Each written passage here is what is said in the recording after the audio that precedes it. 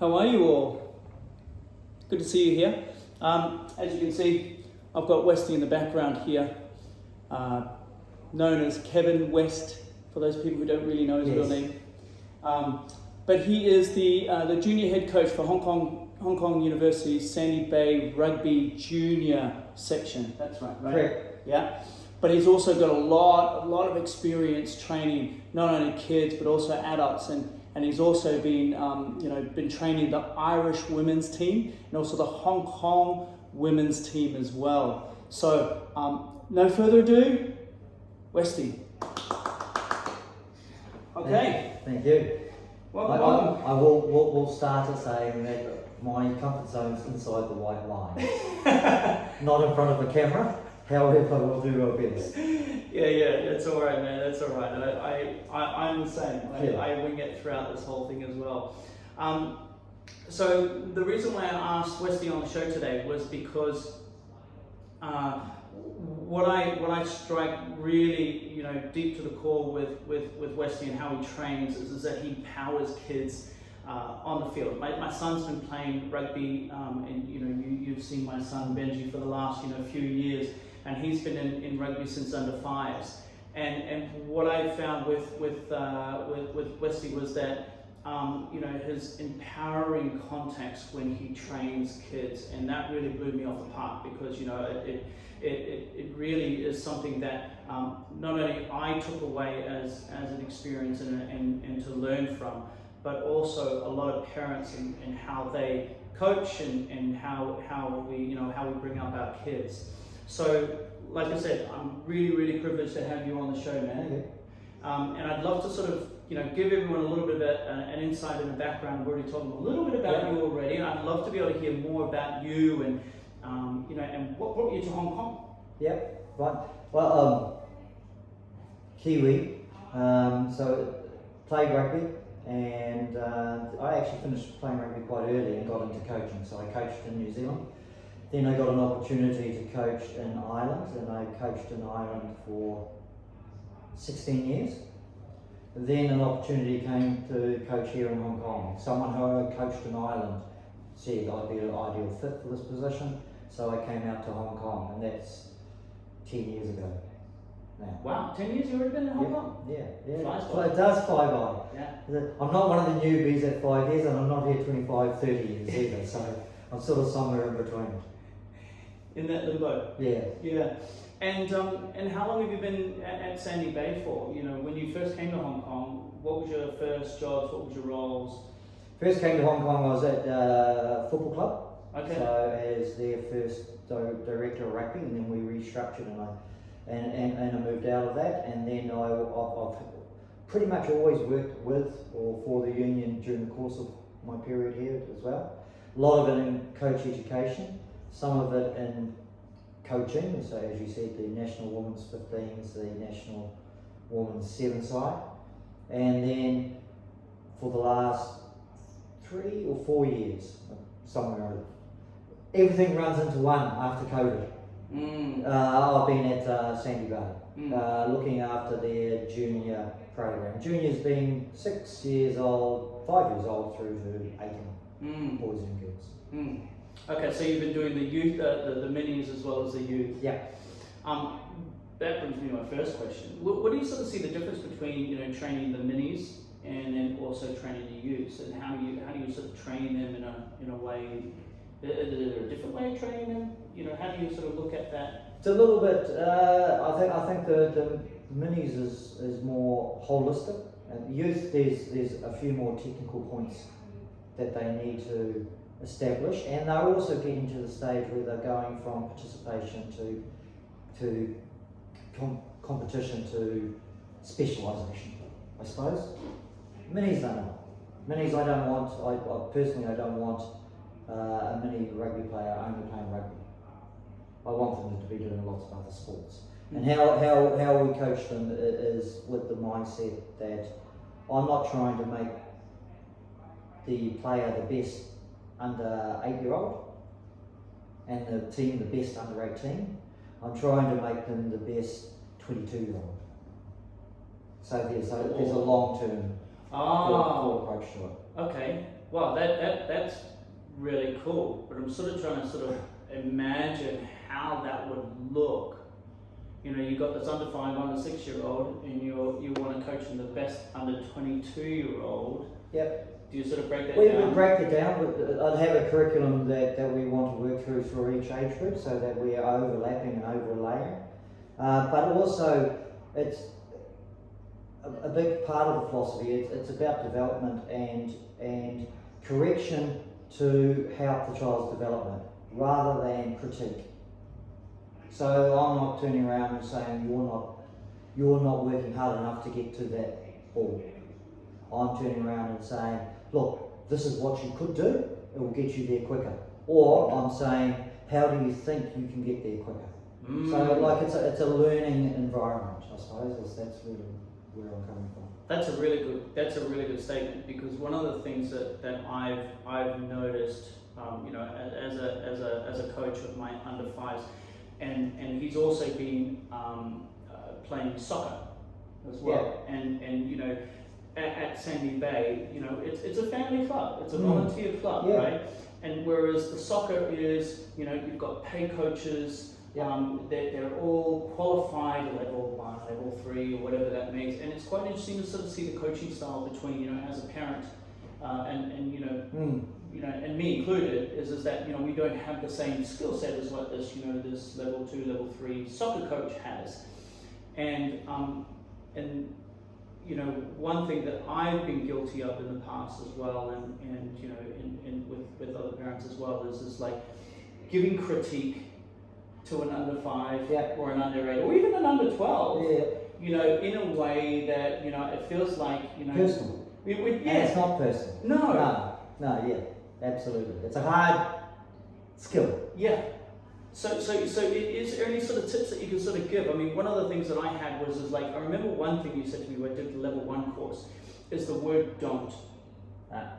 And and I'm guilty of it as well, is using the word, don't do that, don't do this, and you know, and it comes across, and I mean, I hate being, you know, when my wife tells me, don't do this, and I'm like, I can imagine for a kid, is how that word comes across. Yeah, I agree, and I just think it's a matter of, to me, a lot of it is questioning. So I ask, even the young kids, I ask questions.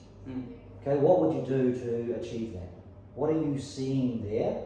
How could you fix it? And then if I need to give a handrail, I'd call it a handrail, so the correction is going to be, well, if you do this, it might help you in that situation.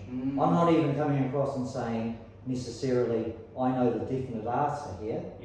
I'm giving them scope so that part of the learning, a lot of what I do is what I believe anyway, based around learning principles. So part of the learning principles is they've got to feel that they are achieving the success through themselves, even if you're guiding them, even if it's a bit of a bluff.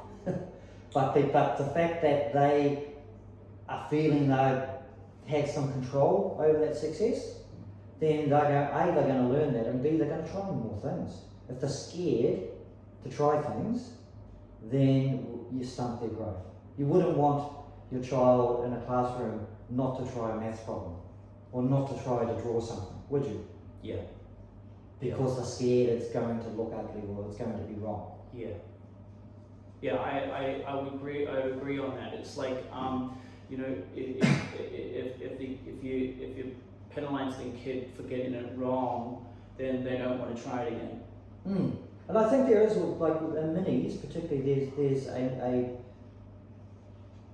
a need for what I would call purposeful practice, so more directive practice. Okay, this is how, let's talk about a rugby, because it could relate to football. This is how you could do a perfect pass, and we're going to practice that now with no pressure, so that you can hone that skill.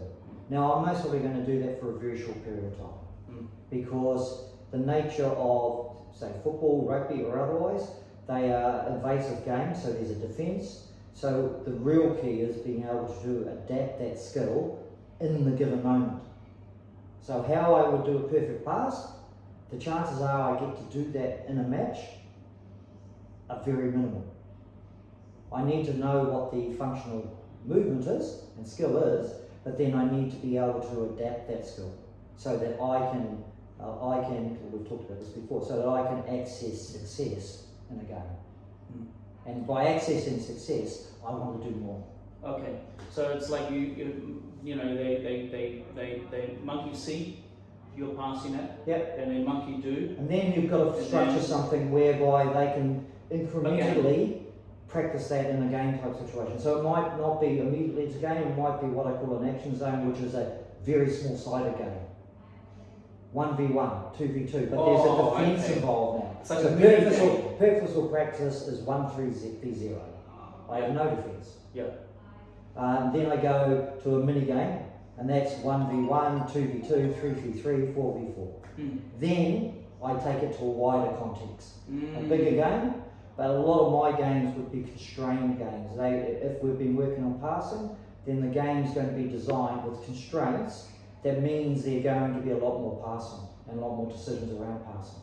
Then we might go to an actual game and try to get the transference all the way through. And again, if you talk about minis, playing games, that's what kids want to do. Yeah. If you gave someone a ball and said, okay, now you go have a rugby session, they're not going to stand there on cones passing the ball and doing a drill. No. They're going to play a game because that's where they learn, and that's how they learn when they're growing up. That's quite interesting because I always thought it was just repetition, repetition, repetition. And as an adult, I want to do repetition, repetition, repetition. But what you're saying is, it's like give them show them how to do it. Do a little bit of repetition, but not too much. But turn it into some sort of. And then you're still getting repetition. But to me, my term is it's repetition without repetition. So it's the same skill, but in lots of different ways. Right. And it's sort of like not even thinking about it. Yeah, exactly. Anyone can adapt. Yeah. And the better you can adapt, the better you are in a game, the better you adapt to any situation. The better you are in life. so that brings me, and I apologise, my phone's going off and I'm going to turn it off very shortly. But the question that I want to ask is like, we all sort of have this expectation of our kids should be, their skill level should be this at under 5 and under 7 and under 8 and under 9 and under 10. What is your experience with kids and how they develop? It's not linear in any way or form whatsoever when you get through that from experience. Yeah. More than anything. An example, like one of the things about Hong Kong rugby, particularly, is we have multi-entry levels. We have players who start at 5, then we might have someone who says, I want to join at 11. So they're not coming with any of that background. That doesn't mean that they are going to stay behind that under 5 for the rest of their rugby career. They will pick up quite quickly. And I just think that as I said, I've told you this example, when I coached the women's team, we were lucky enough to go to a Rugby World Cup. The only rugby team in Hong Kong that's gone to the World Cup, the girls. And our captain in that tournament had only played rugby for 3 to 5 years. And she's playing against the best teams in the world. So she's playing against New Zealand. We play New Zealand. She's playing against Canada. She's playing against the best teams in the world, and she was able to play and compete. That's crazy. So it can be, and often if we look at kids at a young age, as coaches, we go, well, that person's a long way behind, but that person is just where they're at that particular point in time. Things are going to change. Psychologically, physically, their rate of development may increase at a greater speed than someone else. Someone might just be more physically capable, or someone might have a background where their parents love rugby, so they grew up understanding it more. But that doesn't mean that other child's not going to be the star or the international. Yeah, that's quite interesting. So how do you sort of keep the kids in the thing? Because you have kids that sort of they're not improving as fast as everyone else, or they perceive that anyway. But how do you sort of keep those kids in the game, you know, so that way you keep their excitement and their motivation up to be able to stay in it? Because you, like you just mentioned, is like, you know, if you're an under eight and you're not as good as the other kids, how do you as a coach, as a parent, being able to sort of keep empowering and inspiring this kid to keep going on, even if they're not the number one player in the paddock? I still think that as long as when they're down, they train more than they play. So training's got to be fun. Good Okay? point. Good point. Because you do that more than you play. And if Especially they lose the game and they feel bad because they're not up to it and things, well, you can, as long as they're accessing success when we train, and it's as a coach being aware that your success level, what is success for you is different to me. Yeah, true. So and if I'm the lesser able athlete, if I'm accessing success at my level and I get recognition for that, then I'm going to keep going and pushing off. So it's a hard tool, but you're coaching a collective, but you've got to be working with the individual. Yeah. And picking up those cues. So recognition is really important to pick up those things when they do things right, or when they try. The worst thing in the world is, okay, I'm the weaker player, and I really struggle to tackle, and every time I miss a tackle, I get my name called out. Because I missed a tackle. And that happens. Sorry, I'm not laughing at it. I'm just laughing at the recognition of that. Yes, true. It's happened. So true, so true. Whereas Kevin, you were so damn close there. You got into the right position. We're getting there. Yeah. Now I give you the correction to help you and develop you. And again, correction versus critique. Yes, that's really important. I think correction thing, especially with kids, you know, that are not as you know, as talented as other kids. You know, I have my daughter in under 10s last year, and she hadn't tackled before, so she came straight into under 9s, under 10s, never tackled before. And you know, obviously there's some kids in the team that are amazing and so much better in that.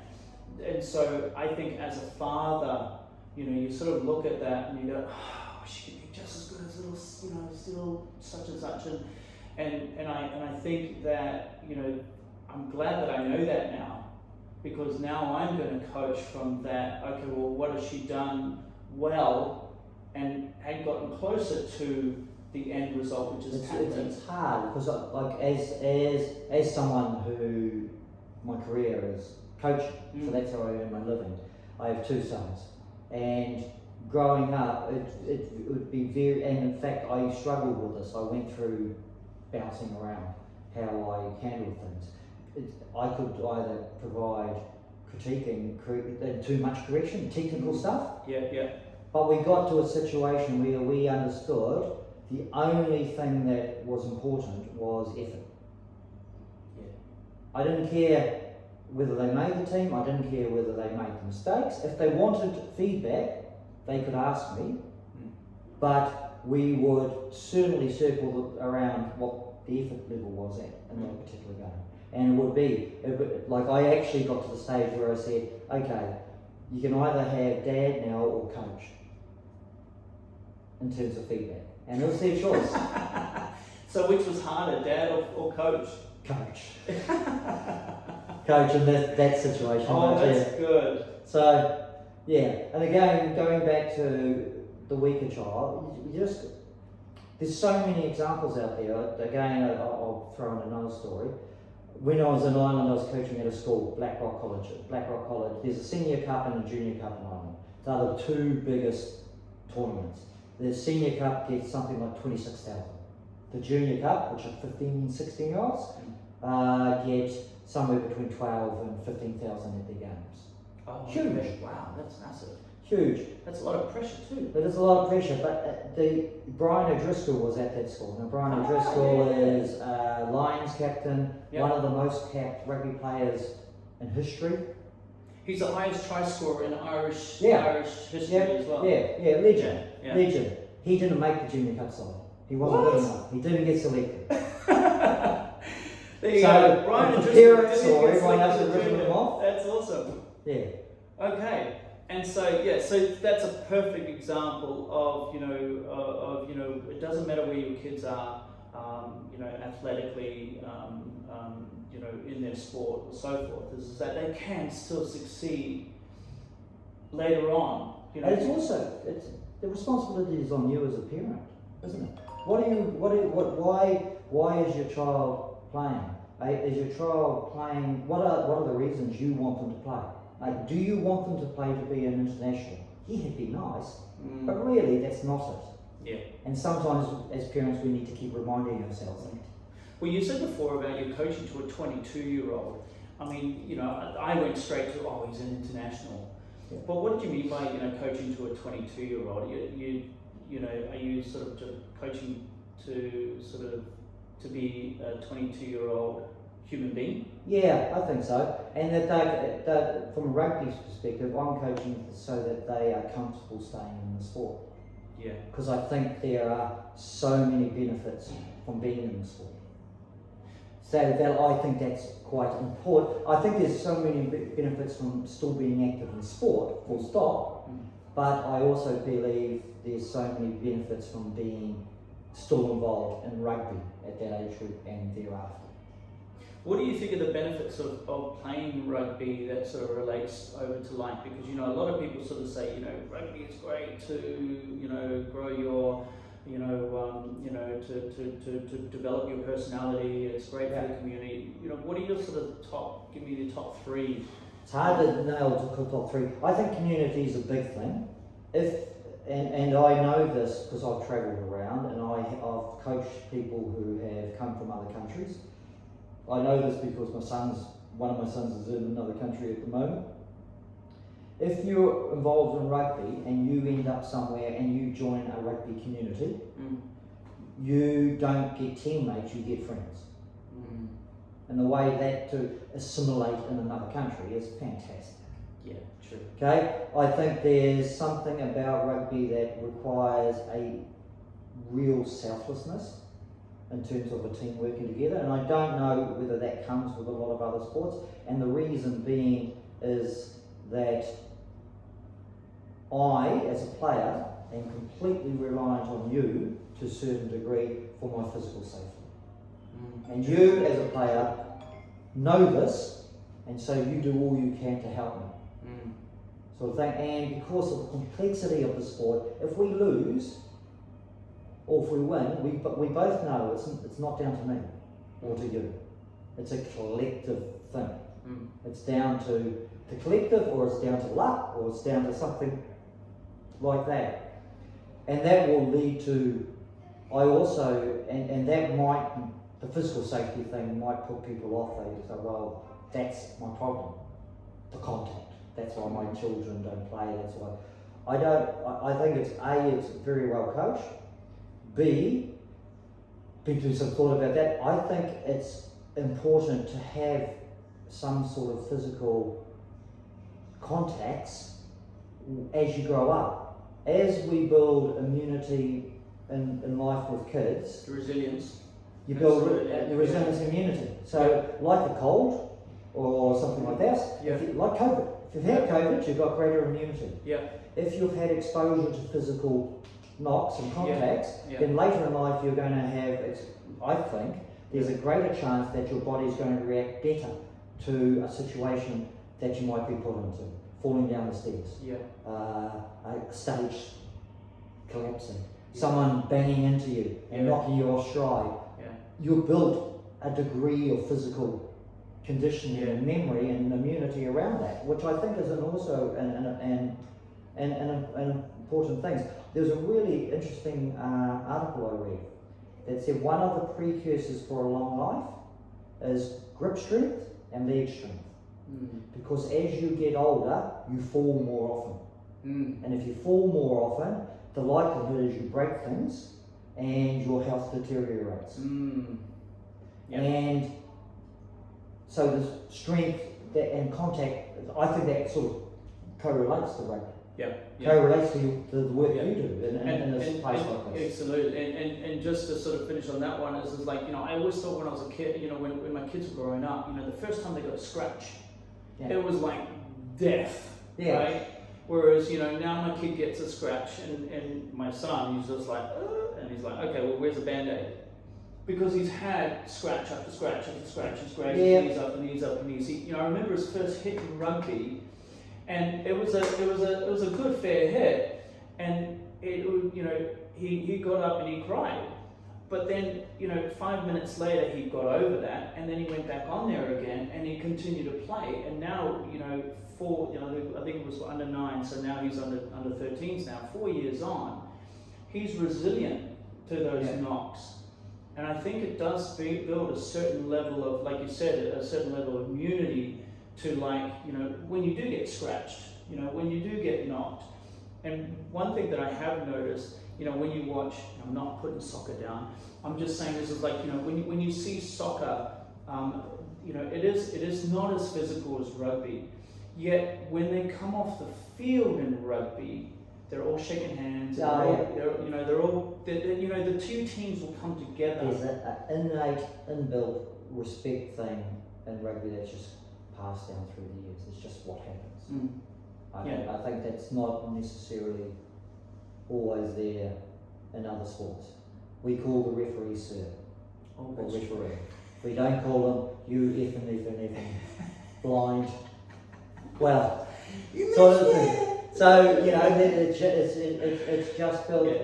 But again, it comes back to what you said earlier, Nate, in terms of how I coach, because part of it is we've got to appreciate, even though as parents we might not realise this, the reason we put our children into sports, rugby or otherwise, is we want them to develop skills that when they leave the nest and we can no longer protect them, they can survive. And that's what sports are doing. Yeah, absolutely. I think as parents, our job is to create independence for this child, to create some sort of resilience, so that when they go into the big bad world, which I think that it is really important, so that way they can stand on their own 2 feet. So cool, that's really cool. So the next thing is like, we've been talking about resilience and immunity and things like this. It's like, when, and as a personal trainer, this has always been a hot topic of when kids, obviously they're training on the field, they're doing a lot of rugby training and things like this, but when do you sort of think that kids should start, getting into the gym? Because, obviously, one of the things that I got when I was a kid, I was growing into the youth, was like, oh, you need to get bigger. And of course, I went into the weight room, and, and I remember doing when I was about 13, I had no idea what I was doing.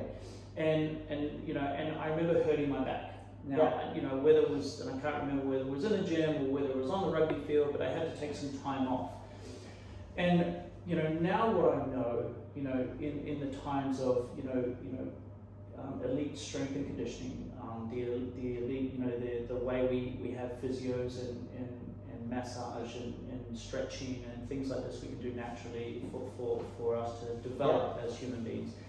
When do you sort of think that kids should start moving into that strength and conditioning space? Because it's always been 16 or older or even older. Right?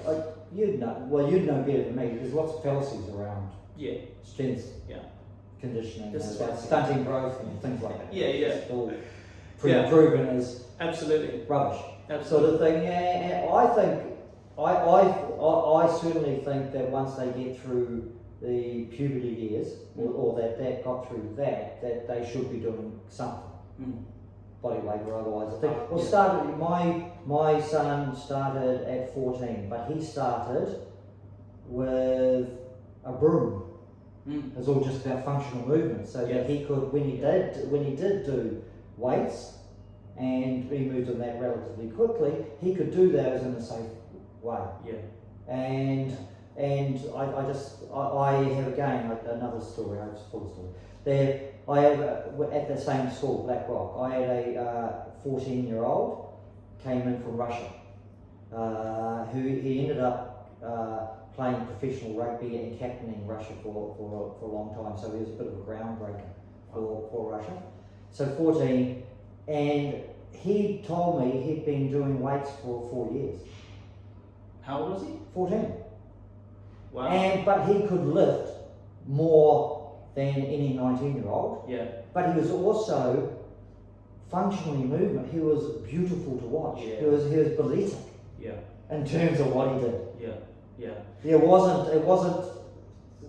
inhibiting him in any way or form. I'm not saying necessarily we do that then, but it just shows you. Yeah. What is possible. Yeah. And the thing is like, the thing is like when you do gymnastics, when you bound and jump and do those triple flips and you land on your feet or whatever that may be, you're generating 2 to 3 times, even more, your body weight through your joints when you do gymnastics. Yeah. So, if you're lifting weights, you're not going to be generating, you're not going to be, you've got a 30 kilo kid, you're not going to put 90 kilos on this kid. But it's just a story to sort of say that, your kids do handle a lot of pounding and things going through their joint. And, 14 is the age that your son started. My son started lifting when he was about 7 or 8, and not exactly the same thing. Broom handle, learn how to squat, learn how to lunge, learn how to push, push up. And every time, now now he's in the scrum, he's able to push in the scrum really, really hard, and he's able to lift kids when they're, when they're doing the lineouts. He's able to do a lot more than a lot of kids that may not necessarily have done it. Yeah. But you're right, it has to be done in a way, first of all, progressively, from nothing, and learning how their body works, and then slowly and safely, so that way you are ticking all the boxes, and all of those different capabilities. And why are you doing it? You're doing it to get functional strength. Correct. And functional mobility. Yeah. You're not doing it to get ripped. No. And to look. Yeah. But you look do find good on the bench. That comes, that's a byproduct. Yes. But that's not why you're doing it. No, that's true. That's true. So, and it's also, again, we go back to the life things, and I sounded like a preacher here, but I've got more into that through my sport, is that there's so much evidence out there now that people at my age and older, that doing weights and exercises like that increase our life expectancy. Yes. And help us to enjoy our living as you get older. But really, do you want to be starting that when you're at that age? No. Whereas some sort of progression all the way through, you can adapt it. Yeah, and it does.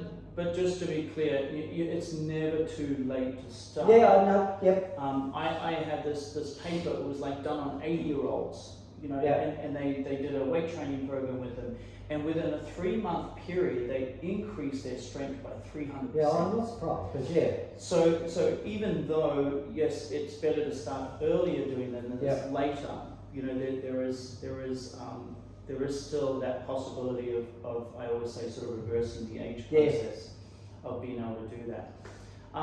Cool, man. Well, look, hey, I told you, it always goes over. Very quickly, always goes over, right? Okay, fine. So, man, look, before we go, and I'll just say we actually didn't get any of the questions that we actually rehearsed, which is good.